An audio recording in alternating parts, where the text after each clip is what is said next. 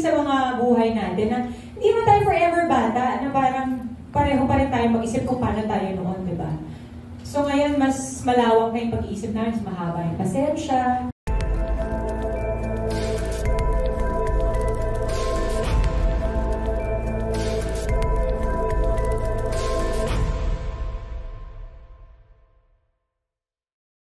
Mahilig ka mag-motor? Opo. Ano yung satisfaction na nakakuha? Iba yung pag nakasakay ka sa kotse, aircon, diba? Yung parang hindi mo nakokontrol yung sasakyan. Ito iba yung parang siyang therapy para sa akin. Yung napupuntahan ko yung gusto kong puntahan, ako yung nagkocontrol. Ganon. Yung gusto kong pumunta sa... Ngayon, kasi nag-enjoy kami pumunta sa mga bundok-bundok, ganyan, mahangin, presko yung hangin, wala kang ibang kasama, wala kang driver. Ikaw talaga, iba yung freedom. Diba? Iba yung freedom. Tapos yung pag nakakarating ka doon sa location, yung fulfillment ng, binahay ko to 3 oras. Diba? Pero hindi ko napagod. Nag-enjoy naman ako. Diba, padali ka sa celebrity ka, pero may mga kasama ka na for prosecution?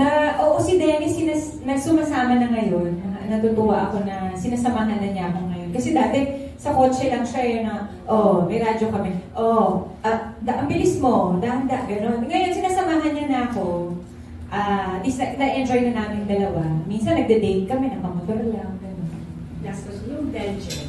Medyo maraming pagsubok bago naging happy end. Oo. Kayo to ano yung formula? How did you do it? Sino ba ang first move para to patch things? Kasi, nung una, di ba alam naman ng lahat, nung unang beses, nagkahiwalay, tapos nagkabalikan na ulit. Na-miss niya ako. Hindi, syempre, diba, dumadating sa mga buhay natin na hindi mo tayo forever bata, na parang pareho pa rin tayo mag-isip kung paano tayo noon, di ba?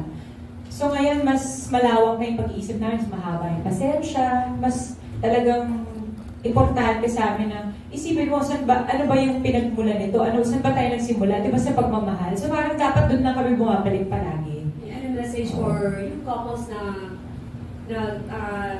nagkaroon din na ganyan na sitwasyon? Siyempre, hindi naman habang buhay yung problema na yan. Alam ko, matatapos din yung mga hinanakit, sama ng loob. Dadaan lang yan. Kailangan lang nila mag-go through it para talaga ma-experience yung emotions. Pagkatapos nun, matatapos din, oras lang makakapagsabi kung kailan sila pwedeng, diba? Kung ma-miss nila yung isa't isa next month o next year, diba? Tawagan yung isa. Pwede namang ulit bumalik.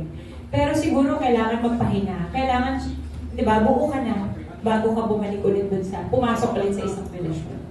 And since I-mentioned mo kanina yung sa inyo ni Dennis before, siguro we would like to ask advice na lang din. Makipagbalikan sa ex, is it a green flag or a red flag para sa'yo? Di ba kung red flag, sasabihin ko parang napaka-ipatok ako naman, di ba? Kayo, bahala kayo. Kung saan kayo masaya, di ba? Okay na yun. Kahit ano. Okay, nasa sa inyo naman yung desisyon eh.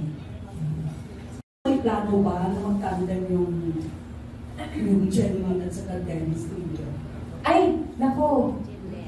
Antayin nila. Opo, antayin po nila. I'm sure meron yan.